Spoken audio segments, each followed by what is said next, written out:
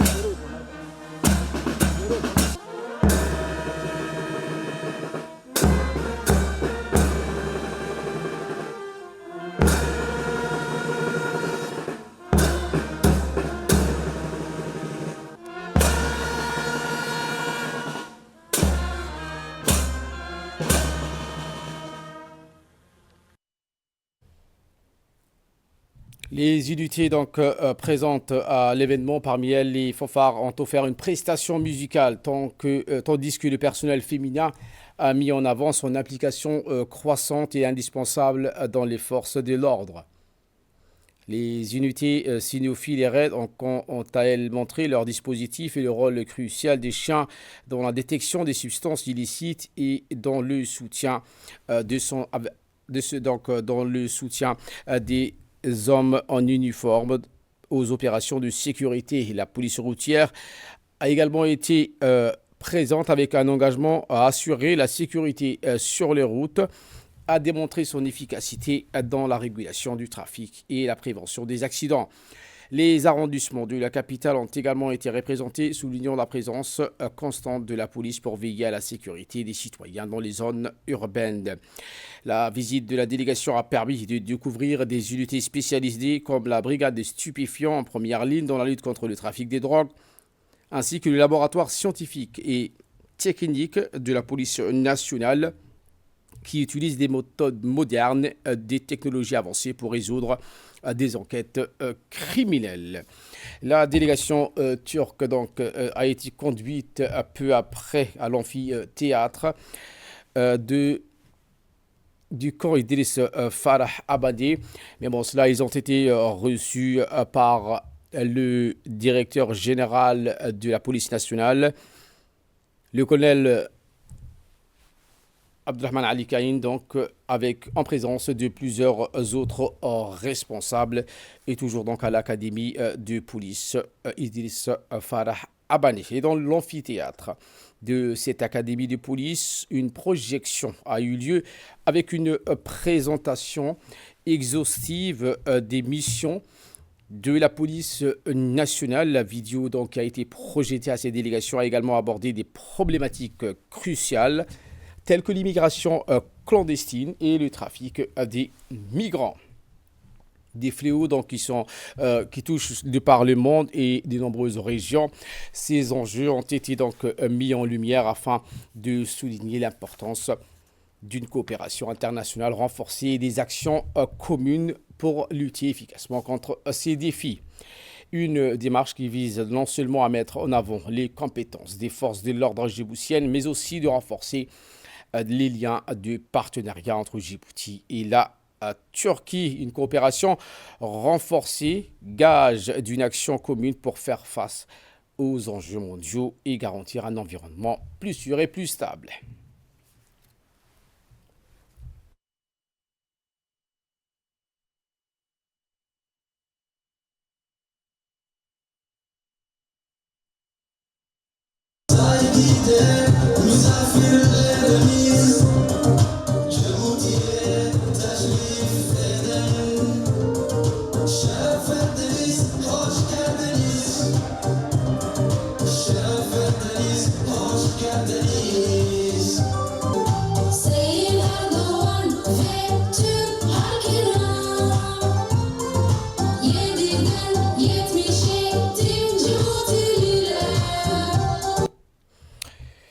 Et voilà qui nous ramène de parler de cette cérémonie officielle de remise de certificats qui a eu lieu à l'ANEFIP, marquant la fin des formations en anglais spécialisées dans le domaine du secrétariat, de l'hôtellerie et du commerce. Cet événement organisé en présence de plusieurs personnalités de premier plan, dont le ministre du Travail, M. Omar Abdi Saïd, le directeur général de l'ANEFIP, Mahmoud Ghil Omar, la représentante de la Banque mondiale, et une représentante d'Oxford, ainsi que le secteur privé. Une formation financée par la Banque mondiale et qui vise à doter les participants des compétences linguistiques et professionnelles nécessaires afin de répondre aux exigences dans le secteur du secrétariat, de l'hôtellerie et du commerce. Eh bien, plus de 61 participants ont acquis ces formation essentielle afin d'exceller dans leurs domaines respectifs. À l'issue de la formation, les participants ont eu l'opportunité de passer des entretiens d'embauche avec des entreprises telles que Saba Bank et la CAC Bank, ainsi que Ella Hotel et Sheraton Hotel.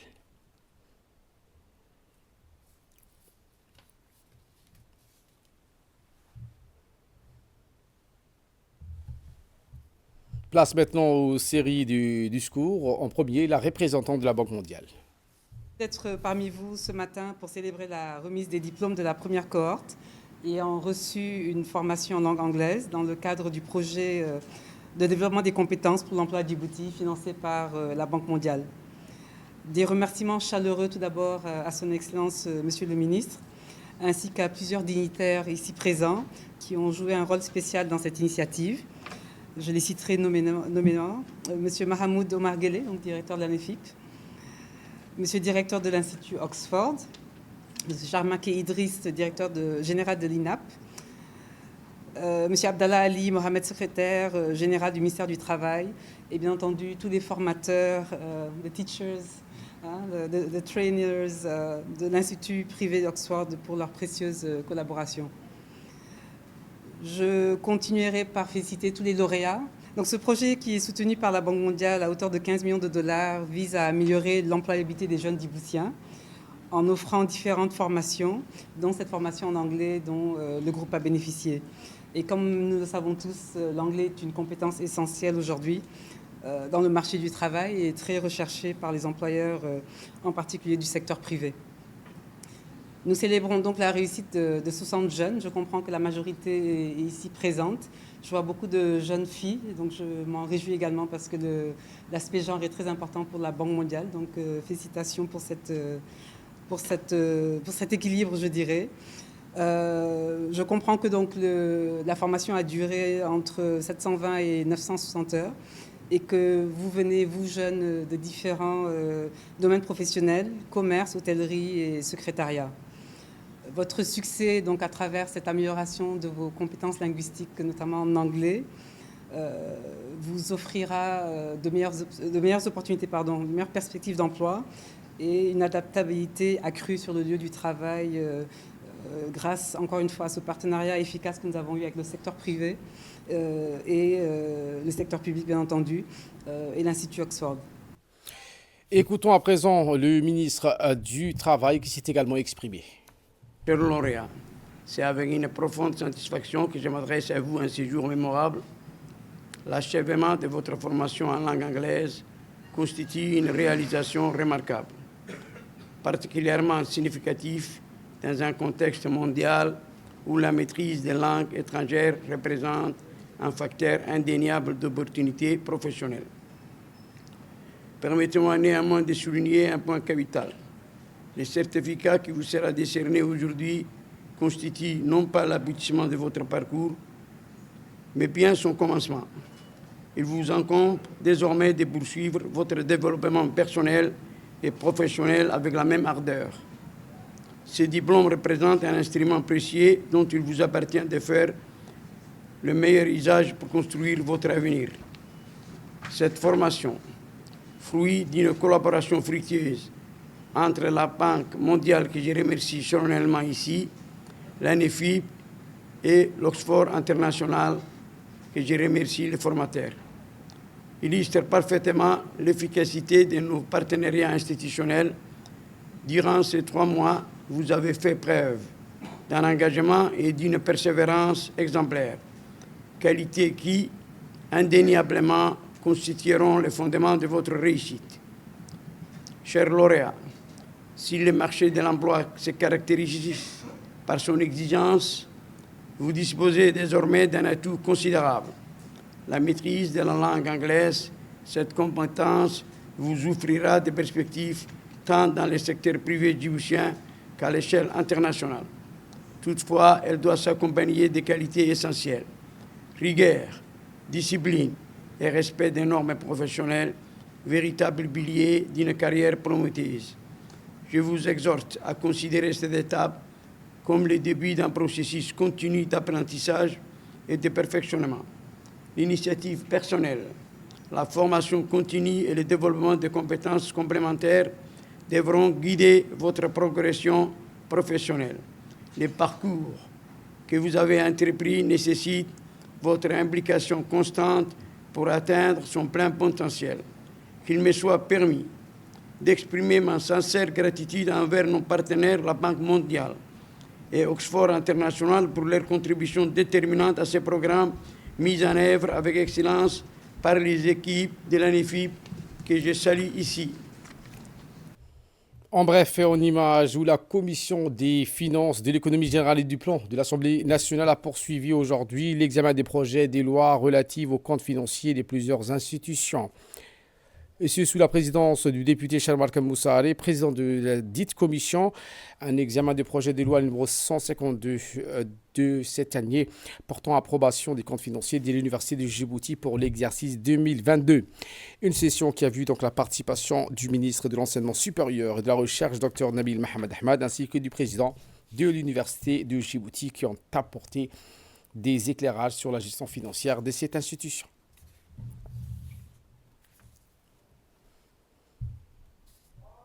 Dans le deuxième volet de cette séance de la Commission des finances et de l'économie générale, le projet de loi le numéro 143 portant adoption des comptes financiers de l'imprimerie nationale de Djibouti pour l'exercice 2023 et un projet de loi le numéro 146 portant approbation des comptes financiers de la radio-télévision de Djibouti pour l'exercice 23. Ces examens ont lieu en présence de Radouane Abdillahi Bahdon, ministre de la Télécommunication chargé des postes et des télécommunications, accompagné donc des principaux responsables des institutions concernées, notamment M. Adan Abdijama, directeur général de la radio-télévision. À l'issue des discussions qui ont permis d'analyser la situation structurelle et financière des entités examinées, la Commission donc a émis un avis favorable et transmis pour examen lors de la prochaine séance publique de l'Assemblée nationale. À la page santé de cette édition, le CHU de Djibouti, en collaboration avec l'Université de Djibouti, a organisé une formation enrichissante sur l'initiation à la rédaction et à l'analyse d'articles scientifiques. Événement qui a rassemblé de nombreux médecins et doctorants du pays, reflétant un bel élan pour le développement de la recherche médicale. Formation qui s'est tenue en présence du ministre de la Santé, Dr Ahmed Robla Abdili, et le directeur général du CHU de Djibouti, Dr Omar Mahmoud. Un atelier qui a été présidé par le directeur technique de l'hôpital Pelletier, Dr Suleiman Nouraye, aux côtés du médecin-chef en néphrologie, Dr Dahir Abdulkarim Omar. Le directeur général du CHU a souligné dans son intervention que ce centre hospitalo-universitaire est une mission se limite pas à soigner, mais nous avons aussi la responsabilité d'innover. Cet atelier qui a été animé par deux Sénégalais, en l'occurrence le professeur Mamadou Sek et le docteur Lamine Gaye, qui ont donc généreusement partagé leur expertise et leur savoir-faire sur le monde des articles scientifiques. Écoutants. Nous sommes des enseignants-chercheurs à l'Université Cheikh Anta Diop de Dakar et nous avons été invités par le CHU de Djibouti pour animer des conférences dans le cadre d'un atelier de formation sur la rédaction médicale et la lecture critique d'articles. Donc, durant ces 2 journées, nous avons pu partager avec le corps médical du CHU de Djibouti sur l'ensemble des éléments qui tournent autour de la rédaction médicale et de la production scientifique. Et c'est dans le cadre d'une coopération entre le Sénégal et Djibouti. C'était 2-3 jours d'échanges très intenses.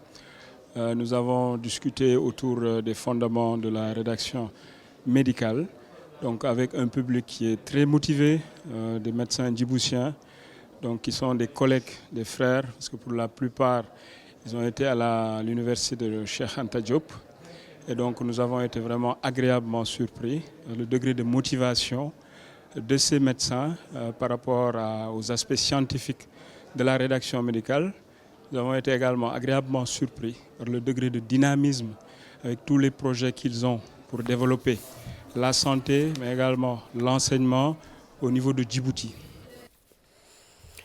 Et donc à la plage solidarité de cet événement, au premier jour du lancement de la caravane de la solidarité, la ministre des Affaires sociales et des Solidarités, Mme Mouloufa Ismail Abdo, a effectué un déplacement dans la localité du Guédid, située à quelques kilomètres du chef-lieu. Une communauté, la Guédid, est ainsi en effervescence pour accueillir, aux côtés des autorités locales, la ministre des Affaires sociales et des Solidarités. Regardez.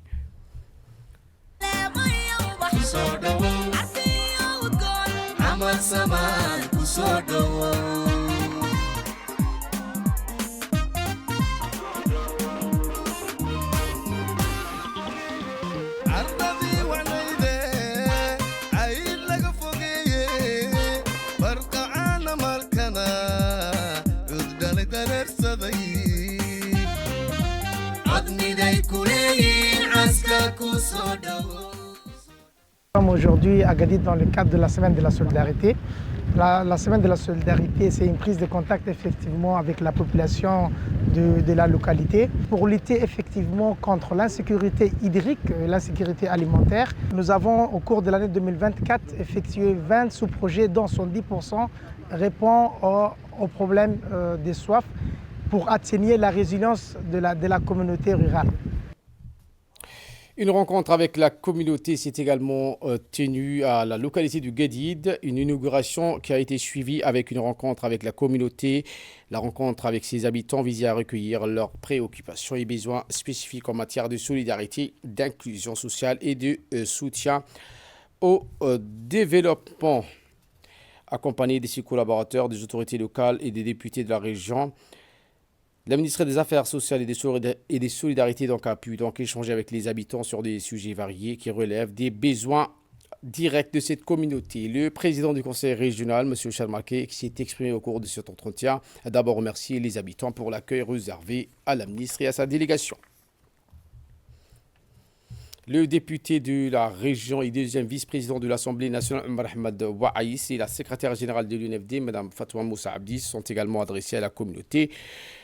Monsieur Omar Ahmed a appelé les habitants à préserver les différents équipements qui ont été réalisés ici à Gadid. Omar Ahmed a insisté auprès de la population afin qu'elle saisisse l'opportunité des infrastructures en eau et se lance dans l'agriculture. Enfin, il a appelé la communauté de Gadid que l'objectif de ce déplacement de la ministre Ouloufa et de s'encourir, s'informer directement auprès de la population rurale. Quant à la secrétaire générale de l'UNFD, Mme Fatouma Moussa Abdi, elle se comptait rappeler l'importance des femmes dans notre société et le gouvernement sera toujours à vos côtés, a-t-elle précisé, pour apporter des solutions à vos préoccupations.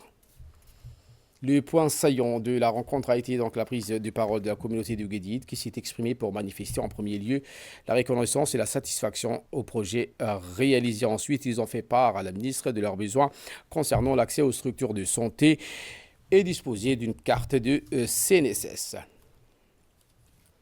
Durant cette rencontre avec les habitants de la localité de Gadid, la ministre des Affaires sociales et des Solidarités, Mme Ouloufa Ismail Abdou, a remercié ces derniers pour leur accueil et leur hospitalité. Concernant les problèmes d'eau, la ministre a rassuré la population de cette localité puisque durant cette même journée, un mini-forage et un réservoir d'eau de 40 mètres cubes a été inauguré. Une carte de passe du programme d'assistance sociale de santé sera à votre possession incessamment sous peu, a indiqué la ministre des Affaires sociales et des Solidarités. Eh bien, la première étape de sa tournée dans la région d'Ali Addé, à Gadid, la ministre des Affaires sociales et des Solidarités a fait un point sur les activités de ce dernier site. Écoutons la ministre. Ici donc à Gadid, troisième étape de la première journée de la caravane de la solidarité. Après Rebalé ce matin, puis à Samo, nous sommes arrivés à Gadid. À Gadid, c'est une localité qui est à quelques kilomètres d'Ali Sabié. Il y a une école, il y a une mosquée. Donc ce que nous avons fait en tant que ministère des Affaires sociales et des Solidarités avec notre agence d'exécution, la DDS, Agence djiboutienne de développement social, c'est l'accès à l'eau. Donc comme l'eau est notre priorité, la priorité de la population est source de vie. Donc nous avons inauguré le forage de 40 mètres de profondeur et ici donc une citerne que vous voyez juste derrière pour le réservoir d'eau de 40 mètres cubes d'eau. Ce réservoir alimente l'école qui est pas loin, juste à côté, et alimente également la mosquée. C'est quelque chose de vraiment très vital et très prioritaire pour la population de Gadid qui nous ont excellemment bien reçus, que je remercie ici vraiment solennellement. Nous allons donc continuer à œuvrer pour la lutte contre la pauvreté, œuvrer également pour réduire le gap infrastructurel entre la capitale et les régions et entre les chefs-lieux et la ruralité la plus profonde. Donc nous avons également promis aujourd'hui avec les assises, avec la communauté, que nous allons également construire un centre communautaire Biiznillah Et nous avons également donc installé 2 caisses, une caisse de solidarité nationale que nous avons installée depuis déjà maintenant 2 ans dans chaque localité où nous passons. C'est une caisse qui permettrait qu'il y ait une entraide entre la communauté en cas d'urgence et une autre caisse qui est une caisse d'épargne et de crédit communément appelée CREC. Et Inch'Allah Ta'ala, Guédid va avoir de plus en plus également de développement. Nous souhaitons que les communautés ne se déplacent pas pour leurs besoins et nous allons œuvrer d'une manière acharnée pour que toutes les communautés locales, les ruralités les plus profondes de notre pays puissent avoir accès à un développement durable, structurel, qui puisse être à la hauteur de leurs attentes. Eh bien, cette caravane de la solidarité a poursuivi son périple en mettant le cap dans la localité de Ali Adé, toujours à Ali Sabié. Ali Adé, où hommes et femmes se sont mobilisés en masse pour accueillir la ministre et les autorités locales, ainsi que l'ensemble de la délégation qui l'accompagnait.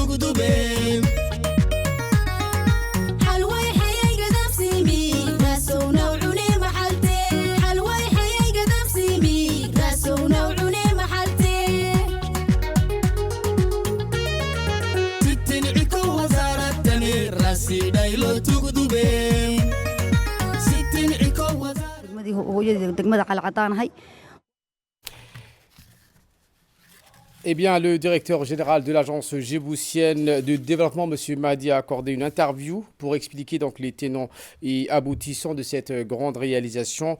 Le directeur général a rappelé que cette extension vient appuyer les différents ouvrages mis en place par son agence, des ouvrages qui avaient besoin d'être connectés au réseau du centrale solaire pour leur fonctionnement.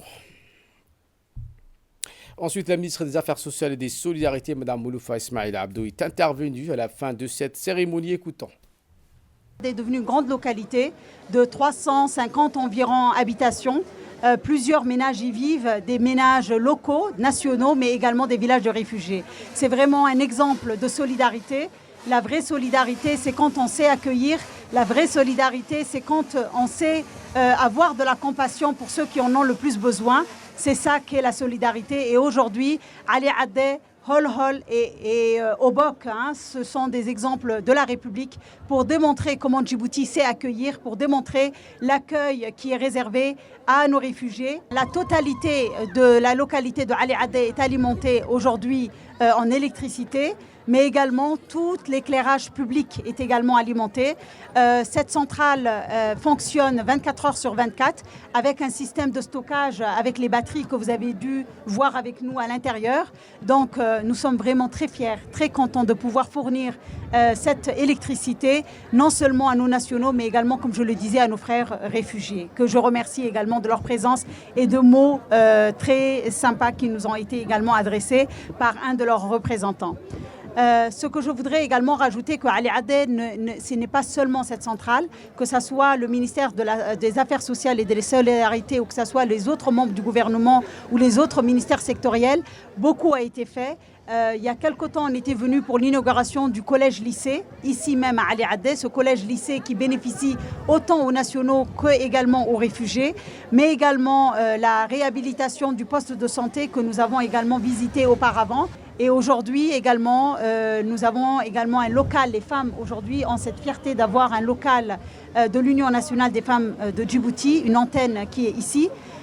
Également, il y a des groupes d'entraide, comme vous avez dû le voir avec les robes des femmes colorées. C'est des groupes d'entraide et d'affinité, c'est-à-dire c'est des groupements d'autonomisation de femmes qui se prêtent de l'argent, qui essayent de s'autonomiser, qui font des activités génératrices de revenus, parce que l'objectif, ce n'est pas l'assistanat, mais c'est la sortie de pauvreté à travers l'autonomisation. L'objectif, ce n'est pas tendre la main, mais l'objectif, c'est pouvoir s'en sortir. Et c'est la politique du chef de l'État, Al-Hajj Ismaël Omar Guelleh, que nous remercions. Et c'est la politique dans laquelle également notre plan d'action, nous essayons d'agir dans ce plan d'action. C'est vraiment l'autonomisation, nous en sommes fiers. Mais les priorités du ministère, j'aimerais le rappeler, parce qu'on est vraiment dans le symbole des priorités du plan d'action du ministère, c'est 5 et 6 priorités. La première chose, c'est l'accès à l'eau, l'accès à l'électricité pour tous les citoyens djiboutiens, avoir un local communautaire, avoir un poste de santé, avoir une école, un collège, un lycée également, mais après aussi avoir un accès au marché pour l'autonomisation. On était à Samo aujourd'hui, on est à Ali Adé. C'est vraiment des symboles de la région d'Ali Sabieh, mais également de tout le pays. Un symbole de savoir-faire, un symbole d'activité et d'action, un symbole de sortie de pauvreté, plus exactement un symbole de sortie de l'assistanat. Et en nouvelles du monde, avec près de 200 arrestations saisies de produits chimiques dangereux, d'explosifs et de drogue, c'est le résultat d'une opération contre l'exploitation illégale de l'or menée au Burkina Faso, en Gambie, en Guinée et au Sénégal. C'était l'essentiel de ce 22h. Merci à vous de nous avoir suivis et très bon suivi des programmes sur Télé Djibouti.